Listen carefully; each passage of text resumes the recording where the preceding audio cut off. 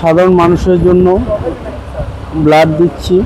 আমার ব্লাডে যদি একটা জীবন বাঁচে, হ্যাঁ, তাতে দোষ কী?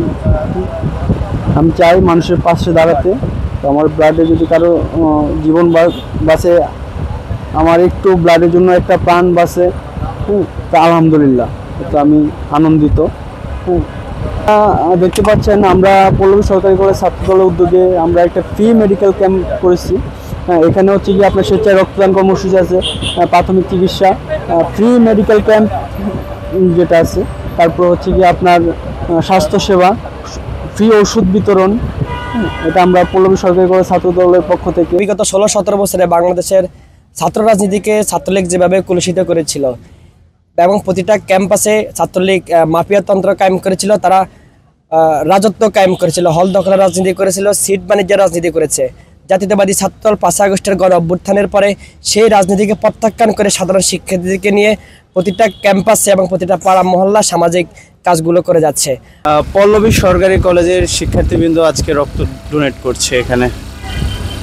এই রক্তগুলো এটা প্রথমে কোয়ান্টাম ল্যাবে নেব, ওখানে টেস্ট করার পরে থ্যালাসেমিয়া ক্যান্সার বাচ্চাদের জন্য ডোনেট করব। হ্যাঁ, কারণ তাদের উদ্যোগটাকে আমি অনেক ভালো ইয়েতে দেখছি, কারণ এমন আমাদের কলেজে এর আগে এমন কোনোদিনও হয় নাই যা এবার যা মানে আমরা আমাদের সব সমস্যাগুলা ওনাদেরকে বলতে পারতেছি, এটা নিয়ে আমি স্যাটিসফাই। আমি হচ্ছে গাইনি বিভাগ থেকে, আমি হচ্ছে মেয়েদের শুধু গাইনি পার্টটা দেখছি, আর এখানে নাক কান গলা মেডিসিন সবগুলোই দেওয়া হচ্ছে। আমার মতে হচ্ছে এটা খুবই ভালো উদ্যোগ, কারণ হচ্ছে এখানে অনেক ছাত্রছাত্রী আছে যে নিজেদের সমস্যাগুলো বাসায় বলতেও পারছে না, প্লাস হচ্ছে মেডিকেল পর্যন্ত যাওয়া যাচ্ছে না। এখানে খুব ইজিলি ওনারা হচ্ছে খুব সহজে আমাদের কাছে প্রকাশ করতে পারছে, আমার প্রবলেম জানাচ্ছে, আমরা সেই অনুযায়ী কাজ করছি, সেই অনুযায়ী এখানে মেডিসিনের উদ্যোগও দেওয়া আছে। সেই ক্ষেত্রে এটা খুব ভালো উদ্যোগ।